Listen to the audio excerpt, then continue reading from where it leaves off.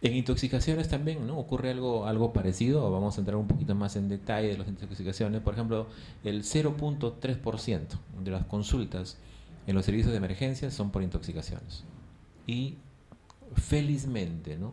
Solamente un 5 al 10% de las consultas por intoxicación son por sustancias altamente tóxicas. Felizmente, ¿no? La mayor parte de ellas generalmente no requieren, digamos, un manejo intensivo, ¿no? Importante en la emergencia. Los preescolares y escolares menores de 5 años de edad son el grupo más numeroso, ¿no? Y se caracterizan básicamente en este grupo porque no son voluntarias, ocurren habitualmente en el hogar, los padres acuden de manera inmediata, ¿no? Para consultar sobre la intoxicación, el niño por lo general está asintomático, el tóxico es conocido y el pronóstico en general es favorable. En adolescentes, por el contrario, ¿no? Se distinguen por estas características, son intencionales más bien, ¿no? Algunas veces intención recreacional y las otras menos por intención suicida. Generalmente, ¿no? Fuera del hogar, consultan ya con un tiempo de evolución más prolongado por la intoxicación, generan síntomas con mucha frecuencia y el tóxico no siempre es conocido y el manejo es mucho más complejo. Hay diferencias entonces entre este tipo de intoxicaciones, ¿no? De acuerdo al grupo de edad también. Entonces los tóxicos van a variar en función de la edad y del tipo de intoxicación. Los fármacos, de manera general, son el tóxico más frecuentemente implicado. 50% del total se deben a fármacos. Y el segundo grupo, ¿no? Después de los fármacos, lo constituyen los productos del hogar, ¿no? Y por detrás de ellos están el etanol y el monóxido de carbono. Entonces, dentro de los fármacos, que es el primer grupo, el más frecuente, implicado, dijimos 50% de todos los casos, dentro de ellos, de los más frecuentes de los fármacos, tenemos los antitérmicos, ¿no? Los que se usan para la fiebre. Entonces, estos son los más frecuentes en intoxicaciones no voluntarias y principalmente, pues, nuestro conocido paracetamol, ¿no? Es uno de los más frecuentes que ocasionan dentro de los fármacos. La ingesta accidental de paracetamol, ¿no? Constituye entonces la causa no voluntaria más frecuente en urgencias hospitalarias, 15% del total. La ingesta accidental de aspirina o ibuprofeno, ¿no? Es un grupo muy pequeño realmente en este grupo. Y en los últimos años se ha detectado además intoxicaciones por errores, ¿no? De dosificación del paracetamol líquido, ¿no? A veces los padres consideran que si le doy más medicamento le va a bajar la fiebre, ¿no? El padre se desespera, hay toda una fobia a la fiebre por parte del padre. El padre se desespera, piensa que va a convulsionar el niño, ¿no? Que va a tener una enfermedad neurológica grave si es que no baja la fiebre. Entonces el desconocimiento, ¿no? De la evolución de la fiebre hace que usen dosis tremendamente altas. He visto que en madres que le dan hasta 3 o 4 veces la dosis, ¿no? Solamente con la creencia de que si le dan más medicamento le va a bajar la fiebre más rápido. Entonces, a pesar de su gran prevalencia, ¿no? A pesar de su gran frecuencia, es muy raro encontrarnos con una toxicidad hepática por el paracetamol, probablemente porque los padres consultan rápidamente, ¿no? Cuando tienen este problema. El segundo grupo de fármacos, ¿no? Son los psicofármacos. Y aquí están involucrados, por ejemplo, las benzodiazepinas, que son consumidas, ¿no? De manera no voluntaria en los casos de niños pequeños, o en los adolescentes o en los jóvenes ya con fin autolítico, ¿no? Como intento suicida. Luego tenemos, en tercer lugar, dentro de los fármacos, los anticatarrales, los antitusígenos también están ahí, ¿no? Y estos constituyen la segunda causa más frecuente de intoxicación medicamentosa de menores de 4 años. Es muy común, ¿no? Encontrar en las casas este tipo de medicamentos, ¿no? Para el catarro, para la tos, ¿no? En fin. Y como son de expendio libre, ¿no? Lamentablemente en las farmacias pues se pueden comprar sin receta médica y están ahí. en la casa, ¿no? Hay mamás que tienen su pequeña farmacia básicamente en su casa, ¿no? Tienen de todo y ¿no? Parecen expendedores de medicamentos, ¿no? Entonces es fácil que el niño, algunos de ellos tienen un sabor agradable y es muy fácil que el niño pues pueda intoxicarse con estos fármacos, ¿no? En muchos casos también el producto no solamente es un fármaco, ¿no? Sino la mezcla de varios fármacos, ¿no? Hay varios principios activos que están combinados, como por ejemplo para la tos, para el moco, ¿no? En fin, la pseudoefedrina, el estrometorfano, en fin, ¿no? Vienen ahora en presentaciones combinadas y pues muchos de estos niños van a precisar tratamiento de emergencias y la mitad de estos niños van a necesitar por lo menos estar en el hospital durante algunas horas como un periodo de observación, ¿no? Por otro lado dijimos, además de los fármacos están los productos del hogar, ¿no? Esta es la segunda causa de intoxicación pediátrica hospitalaria. En la mayor parte de los casos se trata de niños menores de 3 años.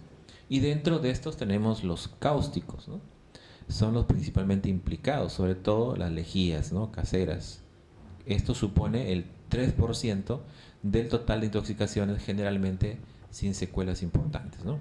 Detrás están los cosméticos, también muy comúnmente usados por las damas, los detergentes, los hidrocarburos.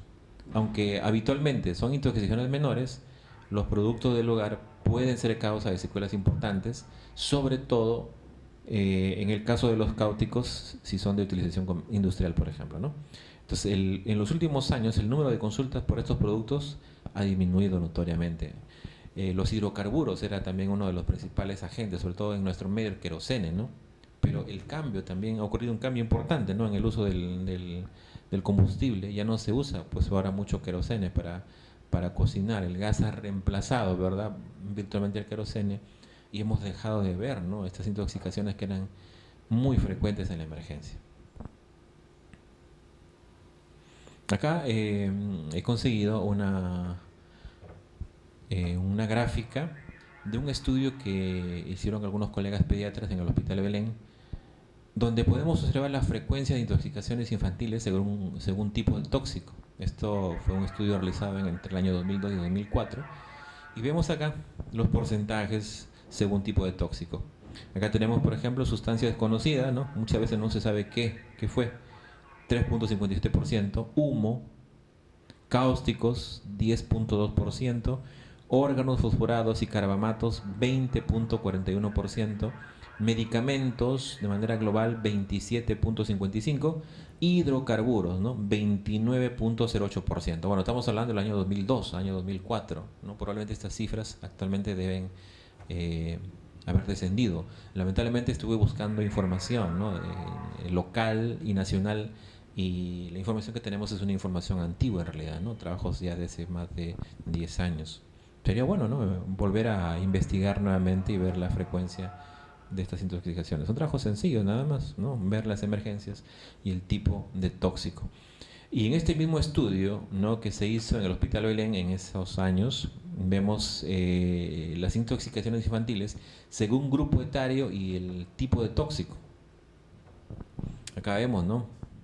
Esta barra azul o celeste son niños menores de 5 años, la barra amarilla son niños de entre 5 a 10 años y la barra roja son niños mayores de 10 años. Entonces vemos acá, miren que en hidrocarburos y carbamatos, ¿no? El mayor porcentaje de niños son menores de 5 años, ¿no? La barra más grande. Los medicamentos, igual manera, aquí ya empiezan a aparecer, ¿no? Las barras de niños de entre 5 a 10 años y más de 10 años. Órganos fosforados y clorados, también niños menores de 5 años. Esto nos dice largamente las claras de que es una intoxicación totalmente accidental. Y en niños ya mayores de 10 años, ven acá la barrita también, ¿no? Esto ya sí tiene una intencionalidad suicida probablemente, ¿no? Aquí importante, niños mayores de 10 años, ¿no? En cáusticos, nuevamente, niños menores de 5 años, lo más importante, humo, igual, ¿no? Para cualquier grupo etario, las sustancias desconocidas, bueno, y otros. Siempre, ¿no? El grupo de menos de 5 años constituye, ¿no? El grupo etario más claramente afectado, ¿no? Según estos datos que estamos observando acá. Obviamente que la epidemiología de las intoxicaciones va a variar mucho, ¿no? De acuerdo al centro hospitalario donde se haya tomado la información. También había encontrado en Lima, pero también desde el año 2000, en el Instituto de Salud del Niño también, ¿no? No lo puse aquí en la diapositiva, pero también se encuentra que hay diferencias, ¿no? Respecto a los tóxicos más involucrados, ¿no? En estos casos. Entonces, en las intoxicaciones, al igual que en los accidentes, tenemos un huésped, tenemos un agente y tenemos un ambiente, ¿no? Entonces, estas son cosas básicas de la epidemiología, ¿no? Entonces, ¿quién es el huésped? Es el niño. Igual, tenemos que ver y estudiar también según el grupo de edad, ¿no? Ya hemos visto, ¿no?, que cada grupo de edad tiene características especiales, tiene un desarrollo psicomotor especial, tiene acceso y tiene pues ganas de buscar y encontrar cosas, ¿no? Todas estas cosas tenemos que tomar en cuenta cuando hablamos del huésped en relación a las intoxicaciones. Por otro lado, la gente, ¿no? Los tóxicos y los venenos responsables. ¿Qué estamos guardando en nuestras casas, ¿no? ¿Dónde lo estamos guardando? ¿Qué agentes tenemos? ¿Serán peligrosos o no? Sean medicamentos, sean productos de limpieza, sean para matar insectos, en fin, ¿no? Y el ambiente, ¿no? El lugar, el espacio, ¿no?, donde se encuentran, digamos, tanto el agente como el huésped para ocasionar el daño, ¿no? Esos tres niveles, ¿no?, requieren tanto un diagnóstico, un tratamiento y sobre todo una prevención adecuada en esos niveles, ¿no? Aquí vemos los mecanismos de exposición a los tóxicos, ¿no? Pueden ser de diversa índole. Por ejemplo, puede ser accidental, ¿no? Obviamente el niño no tiene ningún tipo de deseo de ocasionarse ningún daño, ¿no? Recuerdo mucho que llegó una vez a la emergencia un niñito de 1 año y meses por convulsiones. Bueno, en emergencias a veces nosotros estamos ya tan acostumbrados a ver convulsiones que nos pareció una convulsión más de las tantas que vemos ahí, ¿no? Era un niño que no tenía fiebre. La anamnesis que le hicimos era aparentemente no había historia de convulsiones en la familia ni de convulsiones febriles, y asumimos pues que pase su periodo posictal para poder darle de alta, ¿no?, y hacer un estudio ya correspondiente por consulta ambulatoria. Pero este niño llega después otro familiar con unas pastillas, ¿no?, que había encontrado cerca del donde el niño había sido encontrado, y encontró medicamentos hipoglicemiantes que usaba uno de los familiares que era diabético, ¿no? Entonces, realmente la convulsión no había sido, ¿no?, una convulsión idiopática, ¿no?, sino había sido una convulsión secundaria, ¿no?, al uso de hipoglicemiantes. Había tomado glibenclamida, recuerdo, ¿no?, y ese niño pues había, ya con el dato, se hizo el dosaje, ¿no?, de todos los marcadores, ¿no?, de glucosa, electrolitos, y encontramos que el niño tenía menos de 20 de glucosa, ¿no? Y a pesar que no lucía, ¿no?, con los síntomas que ya nosotros conocemos de la hipoglicemia. Iatrogénicos también, ¿no? Esto me hace recordar muchas veces en los hospitales, ¿no?, cuando se administra un medicamento por otro o le ponen una vacuna que no era, no miran a veces los empaques adecuadamente, ¿no? En fin, tener cuidado con eso también. Intencional, como por ejemplo ya los adolescentes, ¿no?, los intentos de suicidio. A veces también los padres, ¿no?, que le dan cosas a los niños. Es increíble, una vez en el hospital vimos también que le habían dado a un niño de 7 meses, le habían dado de probar un huesito de pollo, ¿no?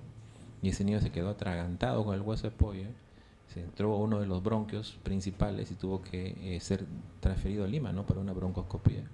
Todo por ese es de los mismos padres, ¿no?, de darle de comer a veces cosas que son peligrosas, ¿no?, criminal o producto también de adicciones. ¿Cómo se absorbe, ¿no?, el tóxico? También es distinta, ¿no?, la vía, ¿no?, por la cual el tóxico va a penetrar. Tenemos la vía digestiva, lógicamente la más frecuente, ¿no?, por boca. Ahí están los medicamentos, los químicos, metales, algunas plantas, ¿no?, hongos, algunas drogas también, pero no todo penetra por la vía digestiva. También tenemos por vía inhalatoria, ¿no? Por ejemplo, algunos gases como el monóxido de carbono, el escape de los automóviles, los vapores de metales, ¿no? Derivados de petróleo, drogas, etcétera, ¿no? Entonces, esas van a producir la toxicidad, la intoxicación por penetración por vía inhalatoria, ¿no? También por vía mucocutánea, contacto con metales de plomo, de mercurio, a nivel ocular también, ¿no? Entonces hay cuerpos extraños, a veces por el trabajo mismo a lo que tiene la persona, ¿no? Y por vía parenteral, como medicamentos, drogas, mordeduras, ¿no? De arañas, de víboras, de alacranes, abejas, etcétera, ¿no? Entonces, esa es otra de las vías también por la cual... Y eso es importante que reconozcamos estas vías, porque en las emergencias, lógicamente, lo que tenemos que hacer, una de las principales cosas que tenemos que hacer es que el tóxico se siga absorbiendo, ¿no? Entonces debemos saber por dónde entra el tóxico. Si, por ejemplo, la persona o el niño ha ingerido un tóxico cuya absorción principalmente es por vía mucocutánea, pues tenemos que hacer un lavado, ¿no? Prolijo de su piel, de sus mucosas, para evitar que se siga absorbiendo el tóxico, ¿no? Entonces es importante conocer, ¿no? La vía de absorción del tóxico para poder limitar, para poder inhibir su efecto. Bueno, miren, en la lactancia también, ¿no? Hay algunos medicamentos que pueden ocasionar toxicidad, ¿no? La aspirina, el paracetamol, el naproxeno, algunos de ellos incluso tienen efectos sobre lo que es el cierre o la apertura del conducto arterioso, ¿no? Del niño, ¿no? Antineoplásicos, inmunodepresores como la ciclofosfamida, el metotrexate, ¿no? La ciclosporina, pueden ocasionar inmunodepresión, neutropenia de intensidad variable, entonces hay que tener cuidado también con lo que se le da al niño, con lo que ingiere también la madre, ¿no? Y para esto es importante pues la historia clínica, la exploración física, buscar la exposición a tóxicos. El interrogatorio debe estar dirigido a investigar antecedentes de ingestión o exposición con alguna sustancia tóxica, saber si en la casa existen personas que usan medicamentos, ¿no? ¿Qué tipo de medicamentos? Conocer un poco el ambiente, ¿no? Y la seguridad de los objetos que se usan, ¿no? en la casa, ¿no? Y los síntomas, los signos de aparición súbita sin una fase prodrómica, ¿no? De evolución variable y cambiante. Esa es una de las claves también de las intoxicaciones, a excepción de algunos tóxicos que tienen todavía un efecto tardío, ¿no? Entonces, identificar presencia de signos, de síntomas de una intoxicación. Entonces tenemos que en el manejo, las fases que habíamos mencionado en la presentación anterior, una fase de emergencia, una fase del apoyo vital y una fase de la toxicidad, ¿no? Entonces en el apoyo vital tenemos que cuidar pues los sistemas fundamentales, ¿no? Que es el sistema cardiovascular, el sistema respiratorio. Ahí tenemos que prestar una atención especial al sistema nervioso central y a los efectos metabólicos que puede producir la droga, ¿no? Es importante establecer el estado de conciencia a través del estado de Glasgow, la escala de Glasgow, las pupilas, sea que está presente miosis o midriasis, nos va a orientar muchas veces no solamente al agente causal, sino también al daño neurológico que puede estar provocando el tóxico. El ABC, es importante que se tenga claramente establecido cómo el equipo, ¿no? va a trabajar respecto a lo que es la reanimación. Proveer un adecuado soporte de oxígeno y glucosa, como ya vimos antes, ¿no? Hay muchos niños que se intoxican, ¿no? Y que pueden ocasionar un cambio importante en la glucosa. En los casos severos, pues es necesario conocer cómo está el estado ácido base del niño o su estado de oxigenación.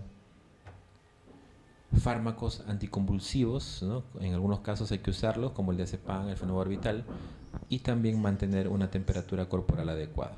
Dentro de lo que son las medidas inmediatas, ¿no? Si el niño está consciente, obviamente pues se puede hacer una anamnesis directa o con los familiares que traen al niño, y si el niño está inconsciente hay que iniciar maniobras de RCP, soporte vital básico y avanzado. Los objetivos del tratamiento general de las intoxicaciones son tres básicamente, ¿no? Y no debemos perder de vista esto, ¿no? Si el niño viene intoxicado por un medicamento o por alguna sustancia no conocida, sea cual fuera esta, los objetivos del tratamiento general es que se siga absorbiendo este tóxico. Hay que impedir por todos los medios de que actúe y hay que tratar de que lo pueda eliminar lo más pronto posible el niño. Entonces no se olviden, 3 objetivos: impedir la absorción, impedir que actúe y que se excrete o que se elimine lo más pronto posible. Entonces, en lo que es la fase de detoxificación, hay que prevenir la absorción del tóxico o de los metabolitos activos, incrementar su excreción, contrarrestar los efectos con el uso de antídotos y antagonistas que ya vimos rápidamente, ¿no? la presentación anterior. Entonces, aquí llamamos un antídoto. Son químicos, sustancias que tienen capacidad para combinarse con el tóxico, originar un nuevo compuesto que sea inerte, polar y fácilmente eliminable, ¿no? Y de esta manera pues reducir los efectos del tóxico. Y un antagonista es una sustancia también química que guarda una relación estructural con el tóxico, compite con este por los sitios activos del receptor, modificando de esta manera pues la respuesta de las células efectoras y de esta manera disminuye, ¿no? Lógicamente los efectos del tóxico. Y acá vemos, por ejemplo, algunos antagonistas de efectos tóxicos, el naloxone, ya lo vimos en la presentación anterior, en el caso de intoxicación por opiáceos, la atropina, las oximas, ¿no? En intoxicación por órganos fosforados, la vitamina K, por ejemplo, en intoxicación por cumarinas, la fisostigmina en las intoxicaciones por fenotiacinas, antidepresivos tricíclicos, la difenhidramina en intoxicaciones por fenotiacinas y otros neurolépticos, el alcohol etílico en intoxicaciones por metanol o etilenglicol, y sustancias también que aportan, ¿no? El metabolito cuyo déficit ha sido generado por el tóxico. El tóxico muchas veces va a generar el daño por deprivación, ¿no? De algún metabolito importante. Este es el caso, por ejemplo, de la GCH en la intoxicación por paracetamol, la N-acetilcisteína también, ¿no? En los casos de intoxicación por paracetamol, el tetrahidrofolato en los casos de intoxicación por metotrexate, el azul de metileno, ¿no? El gluconato de calcio y el nitrito sódico más tiosulfato sódico, ¿no? Esto sobre todo en las intoxicaciones por cianuros.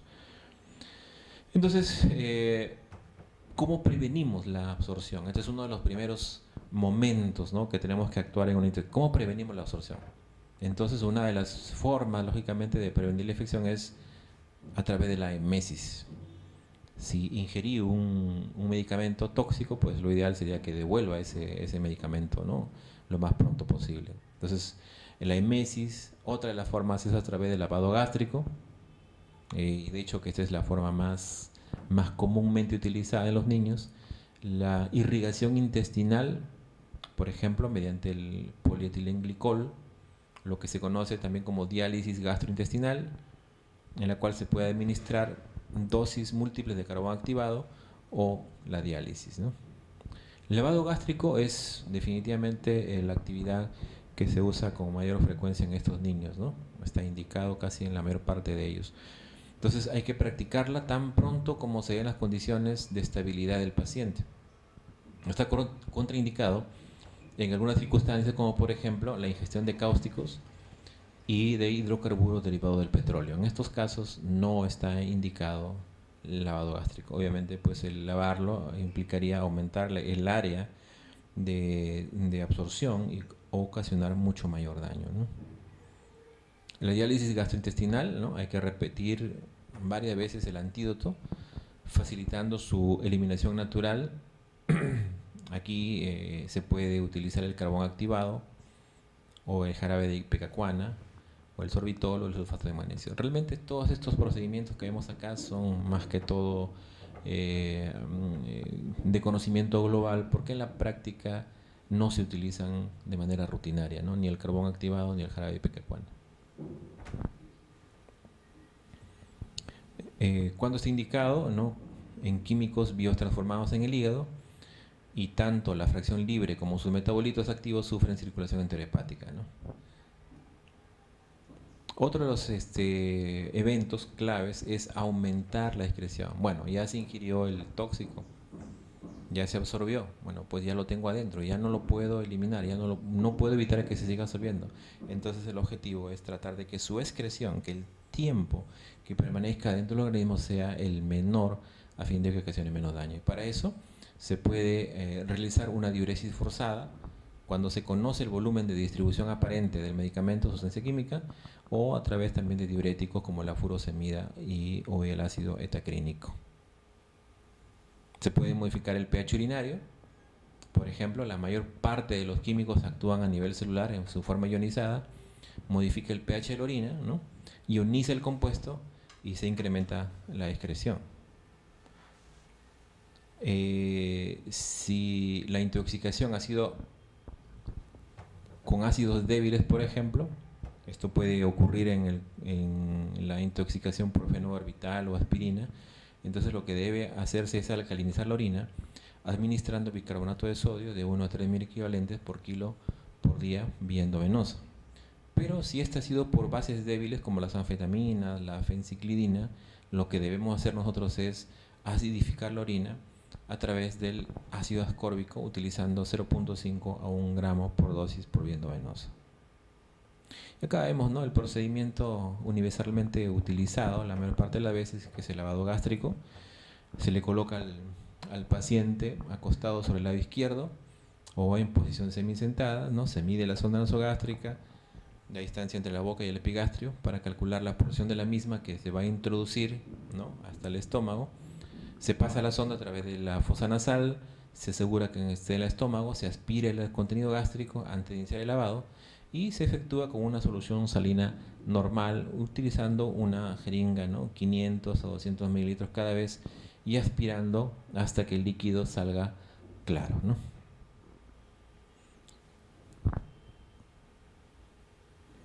En el neonato, ¿no?, también pueden haber intoxicaciones por talcos, boratados, reacciones cutáneas parecidas a la necrólisis epidérmica, ¿no?, y a quemadura de primer grado. Si se absorben, estas pueden ocasionar toxicidad, ¿no?, como gastroenteritis, convulsiones, necrosis tubular, etcétera, ¿no? El alcohol también, el etanol, por ejemplo, se absorbe por vía cutánea. En el caso de las lociones para bebés, tienen distintas proporciones de alcohol etílico, incluso pueden llegar hasta 40%. Y el alcohol también, que algunos utilizan para disminuir la temperatura. Y esto puede ocasionar hipoglicemia, depresión neurológica y coma. Aquí algunos toxíndromes, por ejemplo, la intoxicación por opiáceos, ¿no? Miren, va a dar una clínica particular, va a llegar el paciente al coma, miosis, depresión respiratoria, apneas, ¿no?, marcas de venopunción, hipotensión, bradicardia, etc. Mientras que los anticolinérgicos van a ocasionar miosis, calambres, debilidad muscular, cialorrea, lagrimeo, incontinencia urinaria.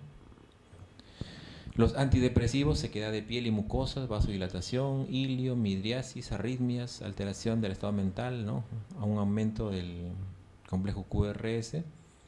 También efectos simpáticos miméticos, ¿no?, la midriasis, la hipertermia, la agitación, diaforesis, convulsiones, los hipnóticos sedantes, miosis, depresión respiratoria, coma, hipotermia, etc., ¿no? Entonces, hay algunas sustancias cuyos efectos ya son conocidos, ¿no?, y que podemos identificarlos si es que esto se presenta. En lo que se refiere a cáusticos y corrosivos, acá vemos que los agentes cáusticos son aquellas sustancias que producen quemadura en el tejido en el cual se ponen en contacto. Entonces, el agente corrosivo es aquel compuesto que es capaz de producir lesión química directa sobre los tejidos. Y acá tenemos, por ejemplo, los ácidos y los álcalis más comunes. Dentro de los ácidos tenemos el ácido acético, el ácido clorhídrico, el ácido fórmico, el ácido fosfórico, el cloro y el ácido muriático. Dentro de los álcalis tenemos el hidróxido de sodio, hidróxido de potasio, fosfato sódico, carbonato de sodio y silicato de sodio, ¿no? Los cáusticos y corrosivos van a dejar los tejidos gravemente lesionados, y va a depender la lesión de la concentración del tóxico, del pH, del tiempo de contacto que han tenido con los tejidos, del volumen que se ha ingerido y del contenido previo de alimentos en el estómago. Todo esto pues tiene mucho que ver definitivamente con la gravedad de la lesión que ellos producen, ¿no? Si son líquidas, pueden producir quemaduras en esófago, en estómago y duodeno. Si es en pasta o gel, quemaduras en boca, esófago, escama, ¿no? Polvo grueso, por ejemplo, quemaduras en boca y estómago. Y blanqueadores pueden producir edema y congestión en las mucosas. Los síntomas que ocasionan estos tóxicos son disfonía, estridor laringio, insuficiencia respiratoria, todo esto debido al edema que se produce en la región de la glotis, también dolor retroesternal intenso, acompañado de dificultad o insuficiencia respiratoria, con taquicardia, con hipotensión, esto debido a una perforación esofágica, o a un dolor abdominal intenso que se acompaña también de distensión abdominal y con algunos signos de irritación peritoneal, ¿no? Y esto nos ya indica que hay una perforación gástrica o una perforación intestinal. Los ácidos pueden provocar el fenómeno de necrosis. Los ácidos producen necrosis y las lesiones más severas ocurren en la mucosa gástrica y no en la esofágica. El efecto mayor del ácido en el estómago, ¿no?, es el espasmo pilórico, lo que ocasiona retención del ácido en el antro, ¿no? Entonces se produce necrosis como un fenómeno en la ingesta de ácidos. En cambio, en los álcalis producen necrosis, pero esta necrosis es una necrosis de licuefacción, es decir, hay compromiso de la vasculatura, penetración de diferentes capas, produce isquemia y muerte celular. Y está mucho más comprometida, ¿no?, el epitelio esofágico con los álcalis, a diferencia de los ácidos que afecta más el estómago, ¿no? 10 días después de la lesión se produce el tejido necrótico, el tejido de granulación, y a la tercera semana comienza la proliferación de fibroblastos, ocasionando lamentablemente la estenosis de la pared esofágica.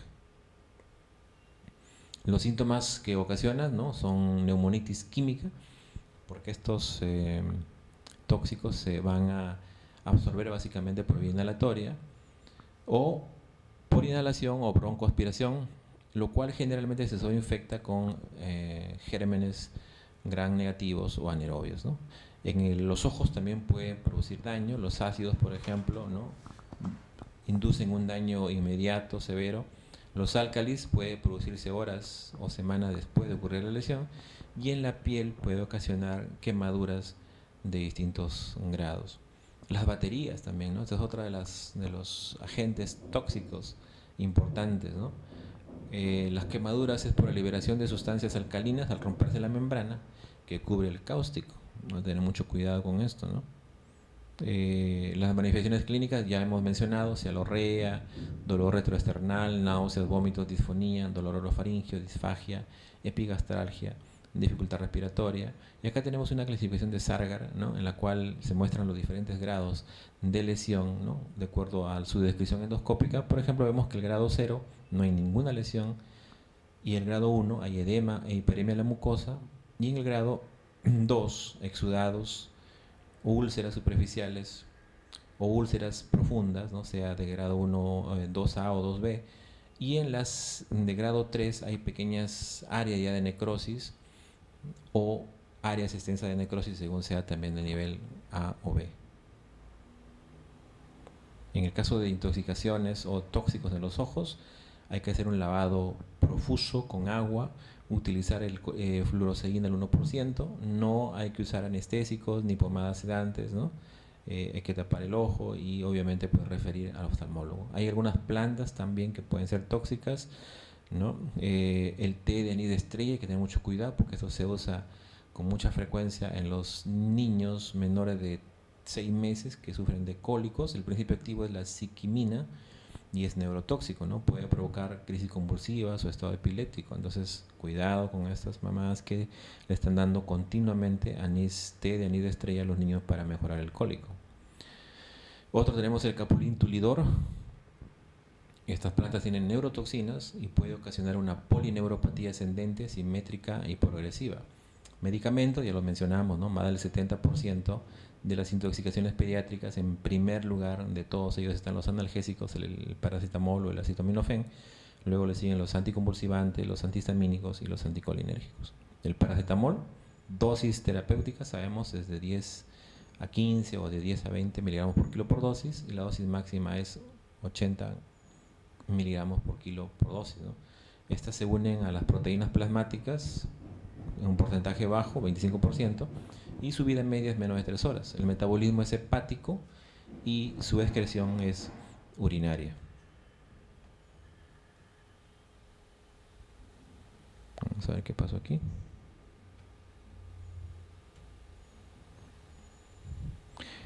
El paracetamol en dosis única de 100 a 150 miligramos por kilo se considera que es la dosis necesaria y suficiente para causar intoxicación, ¿no? Esto va a causar depresión del glutatión, penetra al hepatocito, se produce una unión covalente con las macromoléculas, ocasionando necrosis celular y daño simultáneo en el riñón y en el miocardio. Entonces ocasiona insuficiencia hepática, insuficiencia renal y miocarditis, ¿no? El cuadro clínico que se observa es anorexia, náusea, vómito, palidez. A las 24 a 72 horas, dolor en área hepática, hepatomegalia, ictericia progresiva, y después de las 72 horas, coma profundo, convulsiones, depresión respiratoria y muerte por falla cardiorrespiratoria, ¿no? El tratamiento para las intoxicaciones por paracetamol es la N-acetilcisteína, que aporta la cisteína como precursor del glutatión. Las primeras 12 horas el daño orgánico es prevenible, ¿no? Prácticamente en el 100% de los casos. Hasta las 36 horas ya la protección disminuye al 50% y después de las 48 horas solo sobreviven 10 a 20% de los pacientes. Los AINES es otro de los medicamentos que también producen toxicidad. Hay una intolerancia gastrointestinal y el síndrome AINE con gastroparesia, dispepsia y úlcera péptica. Retención de líquidos con disminución del flujo urinario.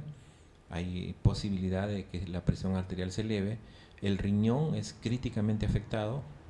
En lactantes la insuficiencia renal aguda es reversible o puede evolucionar a la cronicidad. Síndrome nefrótico, puede llevar a la nefritis intersticial, hipernatremia, hipercalemia, ¿no? Puede conducir también a granulocitosis, sobre todo el metamizol, a dermatitis exfoliativa como la fenilbutazona y dermatitis por fotosensibilidad del piroxicam. Los antihistamínicos también son causa de intoxicación. Los de primera generación producen somnolencia, reacciones lentas, estimulación del apetito, manifestaciones anticolinérgicas, y en sobredosis puede ocurrir coma, convulsiones, distonías, psicosis, alucinaciones, arritmias cardíacas, prolongación del intervalo QT, y en niños pequeños puede haber efecto paradójico de neuroestimulación más que de sedación, ¿no? Los antihistamínicos de segunda generación pueden ocasionar arritmias importantes en los niños. Otros grupos de fármacos tenemos los neurolépticos, fármacos afines, y acá tenemos efectos tóxicos a nivel del sistema nervioso central, de los ganglios basales, a nivel cardiovascular, gastrointestinal o muerte, ¿no? Entre ellos tenemos somnolencia, sopor, distonía, hipotensión, disminución de la motilidad gastrointestinal, etcétera, ¿no? Y aquí una mención breve también sobre lo que son las insecticidas organofosforados. Estos son tóxicos que inhiben, ¿no?, a la acetilcolinesterasa, manifestando pues los síndromes ya ampliamente conocidos, ¿no? El síndrome muscarínico, en la que hay náusea, vómito, diarrea, disuria, incontinencia urinaria. El síndrome nicotínico, en la que hay calambre, temblor, debilidad, ¿no?, trastorno del ritmo cardíaco. Y el síndrome neurológico, que tiene cefalea, mareo, ataxia, conducta psicótica, pérdida de conciencia y convulsiones, ¿no? Entonces, esas es las manifestaciones clínicas de estos, y aquí hay que hacer pues el tratamiento, ¿no?, limitando la absorción del fármaco a través del lavado gastrointestinal, a través de un lavado profuso, ¿no?, de la piel, y los medicamentos con atropina y con las oximas. También otro grupo son los rodenticidas. Tienen toxicidad elevada, sobre todo el trióxido de arsénico, que actúa al combinarse con grupos sulfidrilos e interfieren en los diversos efectos sintomáticos o enzimáticos. Aquí vemos que hay disfagia, odinofagia, vómito, diarrea, ¿no?, líquida sanguinolenta, que puede llevar al choque, y con un aliento característico, ¿no?, a olor a ajo. El monofluoroacetato de sodio bloquea el ciclo de Krebs, ocasionando también una serie de síntomas. Y los derivados de la hidroxicoumarina, que son los warfarínicos de segunda generación. Estos bloquean la síntesis de vitamina K en el hígado, provocando epistaxis, gingivorragia, hematemesis, melena, hematuria, equimosis, es decir, hemorragias graves, ¿no?